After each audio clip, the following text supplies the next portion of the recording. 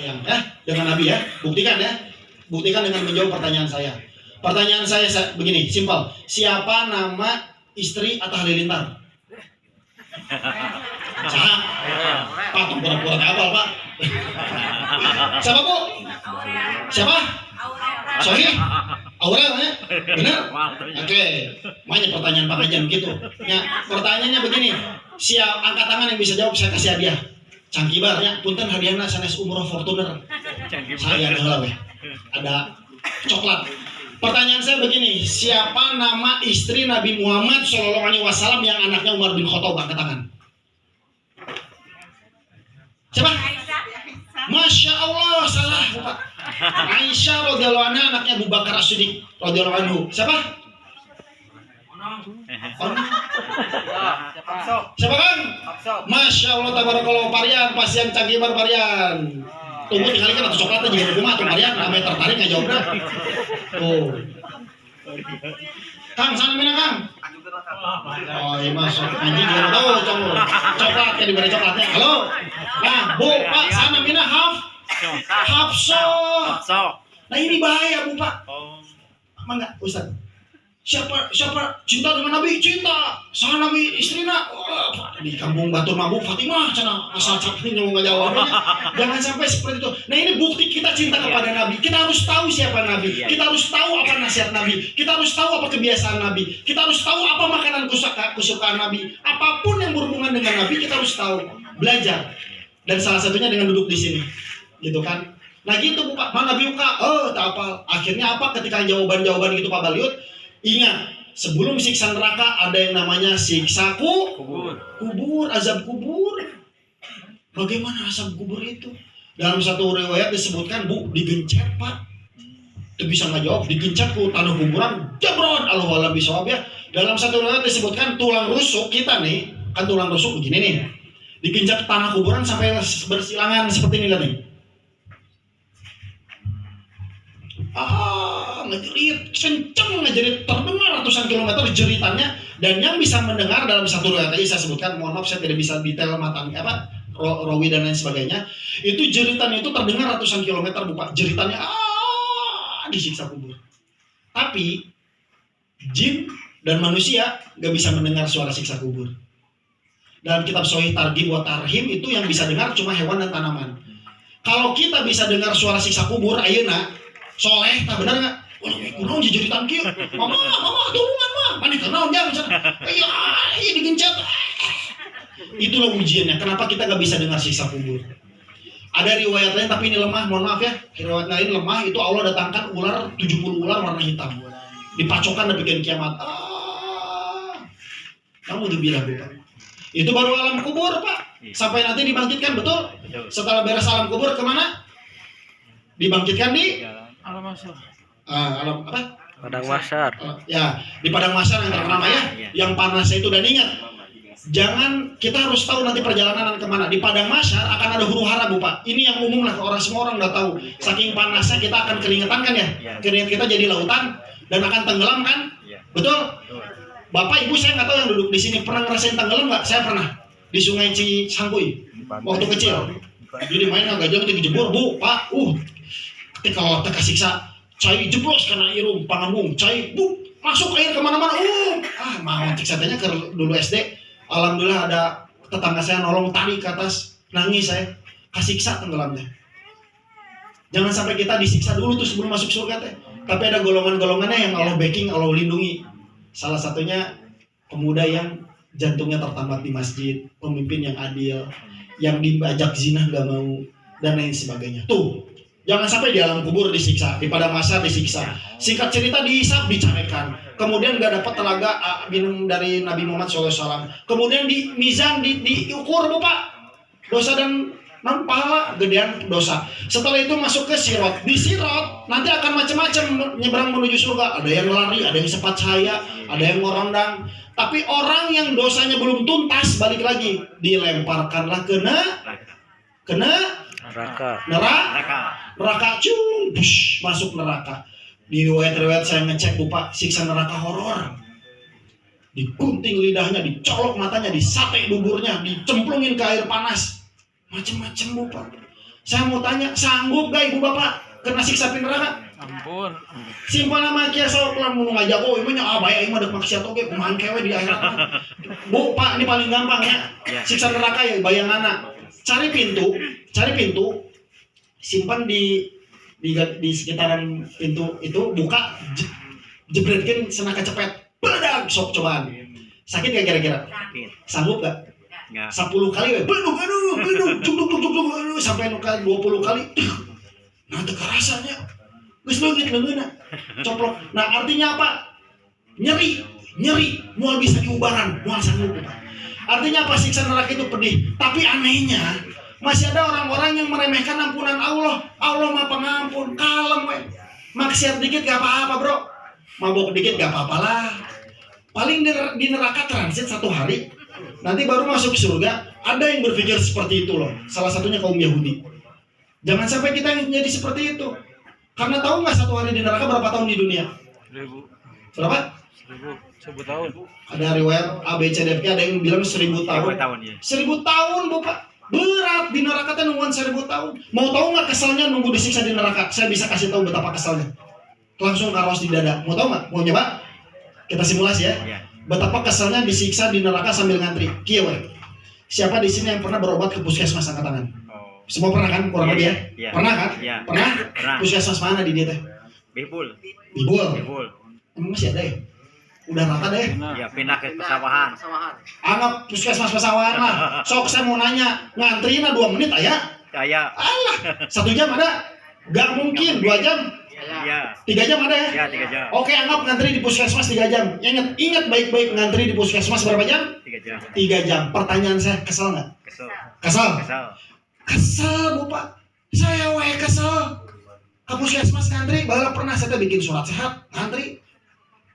Can jadi anggota dewan, jadi itu bisa langsung gitu. Gua akan bercanda. Nah, artinya ke puskesmas tuh kesel. Ingat Pak, ke puskesmas duduk manis, cuma nunggu. Gak ditampar, gak digebuk, gak dipukul 3 jam kesel. Kok mau 1000 tahun? Baru ditinju, baru ditusuk, baru digunting, baru dicolok. Kita gak akan sanggup. Makanya kalau nanti ibu-ibu bapak-bapak ngantri lama, ingat langsung siksa neraka. Aing nungguan saja mau kuat kalau di nungguan di neraka. Maka langsunglah berdoa, Allahumma ajirna minan nar. Allahumma ajirna minan nar. Ya Allah, lindungi aku dari siksa neraka. Setelah itu baru dosanya habis diangkat ke surga jeblos. Pertanyaan saya lagi, palawargi mau nggak masuk surga disiksa heula? Mau? Jawab yang tegas, mau nggak? Mau. Nah, jangan mau. Makanya ada caranya kalau mau masuk surga tanpa disiksa atau dengan mudah. Caranya ngaji. Ngaji Bapak, cari ilmu agama. Jangan malas kalau ada kajian Ustaz. Kalau Ustadz Firman tadi teh, Ustadz Firman bikin kajian datang Bapak, langkah kaki nawai bisa apa? Maaf dihitungnya berjihad itu. Ngaji. Saya bakal liberal Bapak. Kuliah kampus rada liberal di sekolah di negara musyrikin saya teh. Tapi ternyata ilmu agama Bapak sumber kesuksesan. Nih saya kasih tahu ya. Kenapa harus belajar ilmu agama? Karena banyak orang tua sekarang menganggap remeh ilmu agama. Contohnya apa? Ada anak SD, udang subuh hese, sekolah SD siapa teh? Sekolah, mung sekolah teh digaplok dicarikan, bener nggak? Sekolah SD ya. Tapi ketika pulang SD mau ngaji sore di diniah, mah tuh mah capek mah sehari, mah tong makan ngaos, nggak sebelah, teu ngaji sapoe mah teu nanaon. Udah, ayo sekolah SD disiksa. Kudu sekolah, anjirian sekolah diniah, baiklah sehari 2 hari mah. Ini bukti bahwa kita masih menganggap remeh ilmu agama. Wallahi, al-Islamu ya'lu wa la yu'la. Islam itu lebih tinggi dan tidak bisa tertandingi. Kalau Anda mau sukses, kalau mau anak Anda sukses, pastikan anak Anda dan kita terbekali oleh ilmu agama. Ini bukti Bapak. Punten, saya ingin sharing, tapi ini untuk kita ambil hikmahnya bersama. Saya dulu sekolah, punten nimanya, biar kita sadar bahwa ilmu dunia itu penting, tapi lebih penting ilmu agama. Saya dulu sekolah di ITB Bapak, ngambil teknik planologi, masuknya hese. Beres di ITB, menang beasiswa, sekolah saya ke Selandia Baru. Belah mana Margahayu itu teh, Pulau Wetan. Selandia Baru teh gigireun Australia, Kutub Selatan, menang beasiswa. Sakok, diajar ku profesor, bule. Wah, parinter, cenah pinter. Tapi ternyata saya tidak menemukan kesuksesan di sana, Bu. Saya tidak tahu caranya kumaha saya selamat di dunia jeung di akhirat ieu. Di ITB punten ya, bisa sami alumnina. Di ITB saya nggak diajarin cara berbakti kepada orang tua. Di ITB saya nggak diajarin cara bersedekah. Di Selandia Baru, di Auckland University, saya nggak diajarin cara nyaah ke yatim piatu, cara zakat lah. Semua itu diajarin hanya lewat ilmu agama. Sementara kesuksesan itu ada di sana. Tapi kita seringkali meremehkan. Kalau ada anak, cita-cita budak didinya naon, jadi ustad dek naon. Diremehkan, Bu, Pak.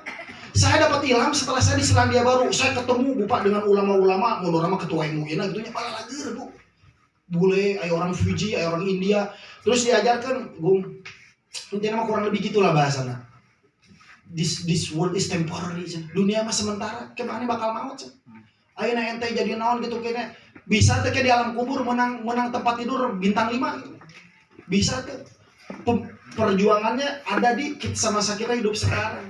Jadi ilmu agama itu lebih penting dari apanya, Bu. Akhirnya saya pulang sampai satu cerita, Bu. Pak, itu rada unik di Auckland nya. Setiap Jumat tuh suka masuk Islam.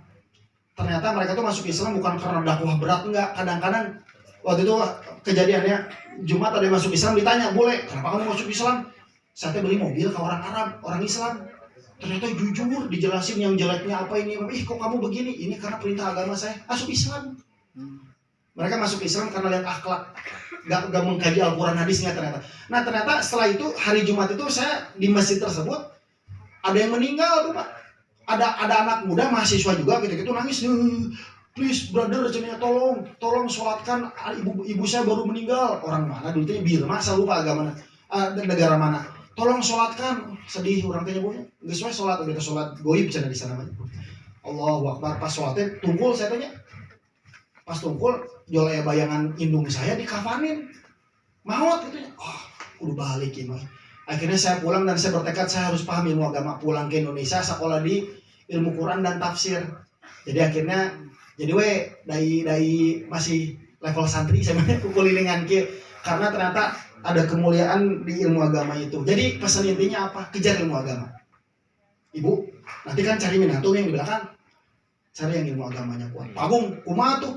Anak abi yang jadi dokter. Jadilah dokter yang hafal Al-Quran. Pak Bung, kumaha tuh? Abi tuh yang jadi tentara anak-anak. Jadilah tentara yang bisa menghafal hadis. Pak Bung, abi tuh yang jadi petani anak-anak. Jadilah petani yang bisa berdakwah. Pak Bung, abi tuh anak tuh yang jadi anggota dewan. Jadilah anggota dewan yang dari partai itu, tepat dulu sebenarnya di mana-mana. Jadilah seorang anggota dewan yang misalnya minimal paham ilmu agama, yang tauhidnya selamat. Saya gitu bisa ngejamin saya tauhidnya bener, agama saya bener enggak, saya juga nggak tahu, Bu, Pak. Mohon maaf, bukan nggak tahu. Saya gak jelas nih diterima atau tidak nih amal soleh saya. Tapi ikhtiar saya ya begini, mempelajari, mengamalkan dan mendakwahkan. Jadi pastikan itu. Karena ada keutamaan lain, ibu-ibu duduk di sini menuntut ilmu agama dan bapak-bapak. Dalam hadis Arba'in disebutkan ada malaikat terbang keliling-keliling cari apa coba Bu Pak? Cari majelis ilmu. Datang menaungi dengan sayapnya dan mendoakan orang-orang yang ada di sini. Kita tadi didoakan malaikat. Malaikat punya dosa nggak? Punya nggak? Malaikat pernah nipu gitu? Bisa menyimpan duit Bung Mayar? Nggak ada. Malaikat itu suci. Bahkan itu artinya indikasi doa dia mustajab. Tuh, yang menuntut ilmu agama seperti ini didoakan malaikat. Kemudian riwayat lain menyebutkan ikan-ikan di lautan mendoakan orang yang menuntut ilmu. Ada riwayat lain yang paling saya cinta, Bu Pak. Salah satunya apa? Man yuridillahu bihi khairan yufaqihu fiddin. Kalau Allah ingin kebaikan di kampung ini, kalau Allah ingin kebaikan kepada ibu bapak, Allah bikin dia paham ilmu agama. Dan cara paham ilmu agama hanya dengan mengaji. Jadi kalau mau baik di mata Allah, mengaji. Jadi insya Allah ini kabar baik yang kedua, Bu Pak. Kabar baik yang kedua, mudah-mudahan bisa kita amalkan secara istiqomah. Apa itu? Mengaji ilmu agama. Pak Agung abi geus kolot kumaha tuh? Masih kaburu teu? Thalabul ilmi faridatun ala kulli muslimin. Menuntut ilmu agama itu wajib untuk semua muslim, tua, muda, kaya, miskin, pejabat ataupun tidak, masyarakat ataupun apapun itulah, sampai dia sakaratul maut juga. Patokanna ira urang eureun ngaji sampai sakaratul maut. Ketinggalan mah belum ada yang calangap ungap di dinya sakaratul mautnya. Berarti masih bisa. Nah itu Bu Pak. Itulah keutamaan mengaji. Bahkan di riwayat lain, aduh saya belum hafal matanya, mohon maaf. Keutamaan menuntut ilmu agama apa coba Pak? Pahalanya setara dengan haji yang mabrur. Hadis sahih. Haji mabrur. So, Bapak sekali ngaji, orang itu juga sedekah ke 50 jutanya haji teh. Iya. Masya Allah. Allah mah adil. Kenapa sih Allah tanya bikin aturan? Wah apa? Rukun Islam tuh wahajul bait. Yang kelima itu apa? Pergi haji untuk yang mampu. Allah mah adil cenah. Nu bongar aja nu sehat bisa ini haji ya. Orang kumaha belum aya duitna misal. Allah mah adil Bapak. Allah berikan kesempatan kalau antum atau saya kita semua ingin merasakan pahala haji, salah satunya dengan menuntut ilmu seperti ini. Dan gak mudah Bapak. Kita duduk di sini bukan karena kita hebat dan sehat, tidak. Kenapa kita duduk di sini? Sehingga tadi kita mudah-mudahan mendapatkan fadilah yang banyak tadi. Kenapa kita duduk di sini? Karena Allah pilih kita. Ya kan? Buktinya kan di depan lalu lalang motor, nah penyimbang kan dia. Karena Allah nggak pilih. Menurut saya begitu. Sekalipun apal cantang toyong kan dia. Ini kasih sayang cinta Allah kepada kita. Tapi orang tuh sok mikir ki Allah mah nyaha orang teh lamun urang dipanggilikeun Fortuner. Allah tuh nyaha orang lamun urang bisa sekolah S3 ka luar negeri. Allah tuh nyaha orang lamun urang jadi bupati. Lah. Apapun yang menimpa kita, kebaikan itu datang dari Allah. Ma'asobaka min hasanatin famin Allah, wa ma'asobaka min sayatin famin nafsik. Dan semua keburukan yang menimpa kita dari dosa kita. Pak Agung, nah abi gede hutang, dosa. Pak Agung, nah budak saya bontongor, dosa. Kadangkala anak kita nakal, anu disalahkan guru SD, guru di sekolahnya, ustadz disalahkan di pengajian. Lah salah. Konsepnya itu dari mana itu masalah datang? Dosa kita. Termasuk di kampung saya Bu Pak, di Banjaran banjir. Setelah tahu ilmu ini saya mengklaim, nah banjir, dosa si Agung itu. Betul. Kenapa orang misalnya ada bencana alam dan sebagainya, tong nyalakan lain-lain dosa kita. Jadi naon atuh solusina aya lamun urang boga masalah. Kenapa Agung na urang gede hutang? Cek sholatnya bener enggak? Bapak sering menggibah enggak? Bapak ada dosa enggak di masa lalu dan lain sebagainya. Jadi Bu Pak, saya yakin yang duduk di sini semua pasti semua punya masalah. Yakin saya. Karena dilihat dari wajah-wajahnya kayaknya punya masalah ini. Saya juga masalah mah banyak sami Bu Pak. Itunya Pak Agung, abi Bang Emok teu bisa mayar. Waduh, Pak Agung, yuk PJU parem. Waduh, Pak Agung jangan ruksak. Naon dinya? Wah, bukan lupa balut. Nepikeun lu curhatin. Pak Agung, suami saya ngamuk ngacak-ngacak WC aya Bu, kasih kejadian motor. Swear Bu. Pernah. Ternyata suaminya ODGJ Bu. Ini kisahnya tak beneran. Saya kayak bingung, aduh kumaha solusina caranya. Keluarga geus dicekelan Pak, tuh bawa ke rumah sakit ceritanya. Artinya apa? Ingat prinsipnya ya, kalau kita punya masalah, kalau kita punya problem, tong nyalakeun tetangga heula. Tong nyalakeun saha-saha heula, salahkeun diri urang. Dan sebaik-baik penyelesaian masalah, kita harus paham, masalah datang gara-gara dosa. Jadi kalau menghilangkan masalah, hilangkan dosanya. Bisa jadi kita banyak masalah ini solusi Allah mau turun, tapi terhalang dosa. Bisa jadi orang teh gede hutang, Allah teh memayarkan, terhalang dosa gibah, terhalang dosa zina, terhalang dosa mabuk-mabukan, terhalang dosa meninggalkan sholat. Jadi Bu Pak, saya kampanye ku kulilingan teh mengkampanyekan selesaikan masalah dengan cara menghilangkan dosa. Dan sebaik-baik menghilangkan dosa banyak cara. Sebaik-baiknya itu bertobat Bu Pak. Karena yang duduk di sini saya mau nanya, siapa di sini yang dosanya sedikit angkat tangan? Enggak ada. Kan saya kan. Yang sedang? Enggak ada. Suruh teh tong bangga tuh Bu. Suruh. Siapa di sini yang dosanya banyak? Semua. Ini yang tengacung juga berat era dosanya gede teuing jadi. Nah, Bu Pak, nih saya kasih kabarnya, kabar deh ya. Semua yang duduk di sini nih berdosa, pendosa. Cek saya, cek Nabi bukan cek saya.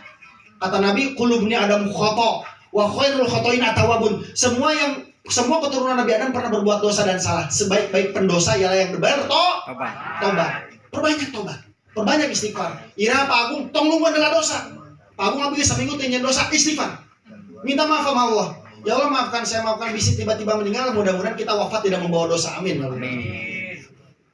Tapi ada satu metode untuk menggugurkan dosa, dan ini juga menggugurkan masalah.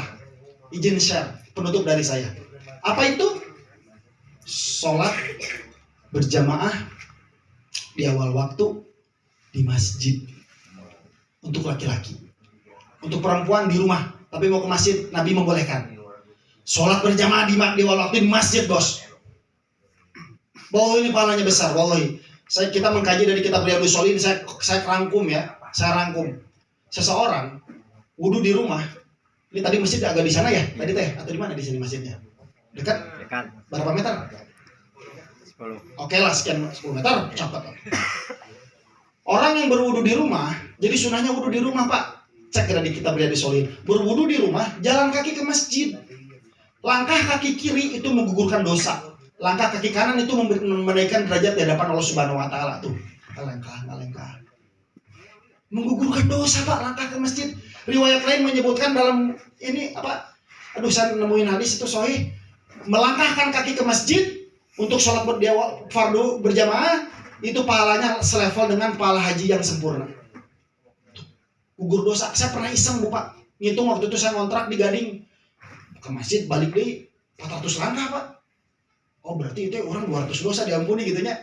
Itu pun kalau kita ikhlas karena Allah sesuai tuntunan Nabi Muhammad SAW dan Allah menerima amal kita. 200 dosa mah lumayan dong. Badan orang bala dosanya pernah ngomongkeun batur. Pernah beli bala-bala ngadahar tilu ngakuna. Naik angkot lumayan kabur gitu. Kiri mang, lompat misalnya. Bisi aya dosa-dosa ketika kita dulu jahil gitunya.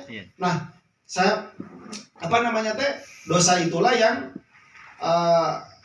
ketika sampai mana saya teh? Dosa-dosa itulah yang mungkin bisa jadi gugur, Bu, Pak, karena sholat di masjid. Dan bisa jadi kudratnya Allah teh mayarkeun hutang, kahalangan dosa. Ku melangkah ke masjid, murah dosana, gugur, ting dipamayarkeun ke Allah. Kita nggak tahu. Nah, setelah itu datang ke masjid. Di masjid kita nunggu sholat ya. Bapak-bapak nunggu sholat di masjid. Cing, dudung di masjid. Tahu nggak, ada fadilah. Allah akan kirim malaikat datang ke bapak di masjid yang lagi nunggu sholat. Dan malaikat tersebut mendoakan orang yang menunggu sholat di masjid. Al-maghfirullah wal-marhamu. Satu riwayat menyebutkan malaikat itu kepalanya di atas, tangannya di atas kepala kita, mendoakan orang yang menunggu sholat di masjid. Tuh, Pak, didoakan malaikat, dimintai ampunan. Mustajab, Pak. Setelah itu apa? Ada lagi, Pak. Ini kalau Bapak azan di masjid, titip ya. Azan, Pak. Sebelum wafat azan di masjid. Ibu-ibu mentong. Ya. Azan di masjid. Kenapa? Karena azan di masjid di riwayat lain saya mengkaji lagi, Bu, Pak. Ini walaupun diperselisihkan derajat hadisnya, tapi ada yang berpendapat ulama ini masuk kategori otentik ya, antara hasan dan sahih. Jadi orang yang azan di masjid itu sejauh suara dia terdengar, sejauh itu dosanya diampuni. Kemudian orang yang azan di masjid itu sepanjang satu kampung itu terdengar azannya, satu kampung sholat gara-gara azan dia, maka itu satu kampung pahala sholat diberikan juga ke muazin. Dalilnya, ad-dallu 'alal khairi kafa'ilihi. Orang yang mengajak kepada kebaikan, maka dia akan mendapatkan pahala orang yang mengamalkannya. Azan kan ngajak sholat, betul nggak? Maka udah gamalan itu, Bu, Pak. Ibu kalau punya anak laki-laki, jadikan muazin. Kadang muazin itu dianggap amalan kelas 2. Ada mana ada orang imam. Nah, justru muazin, Bu, Pak. Kejar kalau sholat muazin. Setelah itu apalagi sholatlah di masjid. Antara qomat dan antara azan dan qomat waktunya minta yang banyak tuh, Bu, Pak. Sok akan yang minta jodoh minta di waktu itu mustajab. Dan sholat di masjid Allahu Akbar, pahalanya lebih besar. Semangatlah sholat di masjid. Kenapa? Gambaran lagi. Ada yang buka warung di sini? Ada ya? Siapapun di sini buka warung di rumah. Untungnya 1 juta. Berapa? 1? Buka warung di rumah untung 1 juta. Tapi nyebrang di rumah untungnya 27 juta. Mending dagang di rumah, mending nyebrang. Mending nyebrang, Bu, Pak. Ngorondangun per rumah 27 juta, Bos. Begitulah sholat di masjid, jamaah. Di rumah itu cuma 1 derajat keutamaannya. Tapi di masjid 27 derajat. Riwayat lain ada yang bilang 25 derajat. Makanya derajatnya harus diganti dengan juta kalau karek datang ke masjid. Jangan sampai kita ini datang ke masjid bukan untuk urusan sholat. Paling saf terdepan, yaitu ketika disolatkan. Jangan. Nah, jadi sholat di masjid. Beres sholat naundi, salam-salam. Nah, ba'da sholat, sunahnya istighfar 3 kali. Astagfirullah, astagfirullah, astagfirullah. Ada zikir yang jangan ditinggalkan. Tasbih, tahmid, takbir ya. 33 kali, jangan ditinggalkan. Itu ada fadilah menyebutkan zikir itu bisa menggugurkan dosa walaupun sebanyak buih di lautan. Pasca sholat ya. Juga riwayat lain menyebutkan, ini mohon maaf saya agak kebut ya, matanya ada di catatan saya belum hafal. Dan riwayat lain menyebutkan itu pahalanya sama dengan pahala haji mabrur. Dan setelah itu apalagi, jangan tinggalkan ayat kursi setelah sholat, sunnah itu. Fadilahnya masuk surga. Setelah itu beres apa? Beres pulang. Gugur lagi dosa dengan jalan kaki. Wallahi Bu Pak. As-salawatu khams wal jum'atu ilal jum'ati wa ramadhanu ila ramadhana mukaffiratun lima bainahuna idza jtunibatil kaba'ir. Dari sholat ke sholat, Jumat ke Jumat, Ramadan ke Ramadan, sholat ke sholat, zuhur, asar, maghrib, isya, itu penggugur dosa. Ketika kita menjauhi dosa besar, idza jtunibatil kaba'ir. Maka wallahi Bu Pak, yang duduk di sini, beruntung kita di sini bisa menuntut ilmu agama bersama, diskusi bersama. Beruntung kita masih punya tauhid. Dan semoga tadi ada ajakan saya yang bisa saya amalkan, kita semua amalkan. Mari terus untuk laki-laki bercita-citalah menjadi ahli masjid yang jantungnya tertancap di Al-Quran. Di masjid. Seperti itu. Sholatlah di masjid. Harga diri muslim ada di masjid. Cara terbaik melecehkan Islam, kosongkan masjidnya. Itu sebaik-baik melecehkan agama, kosongkan masjidnya. Mana pemuda? Mana nih waktu subuh? Kok sepikir? Datanglah ke masjid. Antum, anak muda nih, cinta dengan ibu bapak. Antum cinta ya sama ibu bapak? Salah satu bakti terbaik kepada orang tua ialah dengan beramal soleh, mengamalkan sunnah tersebut. Kenapa? Karena apa yang kalian lakukan, saham pahala akan didapatkan juga oleh ibu bapak. Karena saya yakin semua orang tua pasti pernah nyuruh anaknya sholat di masjid. Seperti itu. Jangan sampai kosong masjid Pak, rugi Pak. Ini ada kisah nyata. Dulu saya waktu kuliah di Selandia Baru, awal-awal datang ketemu orang Indonesia. Dia supir taksi, ngobrol sama saya. Pak gue mah enak ke Selandia Baru tahun sekarang. Dulu saya tahun 90 Pak, mau sholat itu di lift. Tahu lift ya? Sholat di lift Pak, di taman. Kenapa Pak? Gak ada masjid. Tapi sekarang Pak Agung, di setiap kecamatan ada masjid, distrik ya kalau di sana disebutnya. Kok bisa? Dicek saya Pak, Bu penasaran. Datanglah ke kecamatan. Bener kayak masjid, tapi ada yang unik. Masjidnya kebanyakan nggak ada kubah. Kubah tahu ya? Kubah? Nggak ada kubah. Setelah dicek kebanyakan masjidnya itu desainnya itu segitiga. Pindah ke distrik lain, oke. Pindah ke kecamatan lain, kok sama?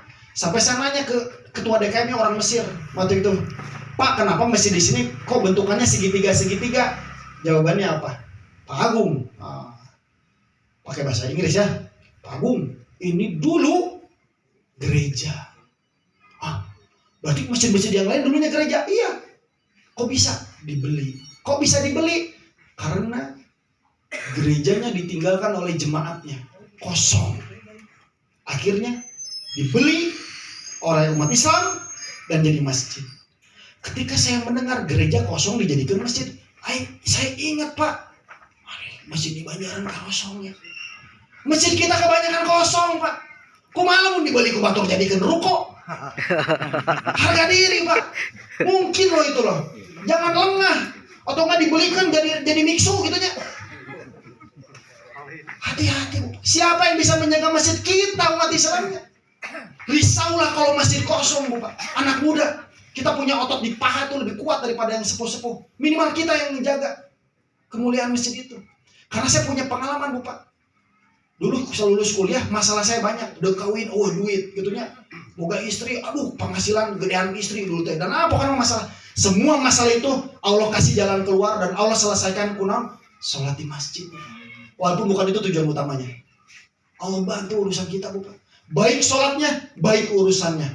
Baik sholatnya, baik segala urusannya. Seperti itu. Jadi mungkin itu yang bisa saya sampaikan. Saya barakallahu fikum ya, yang disunatnya siapa? Adik siapa namanya? Harzan.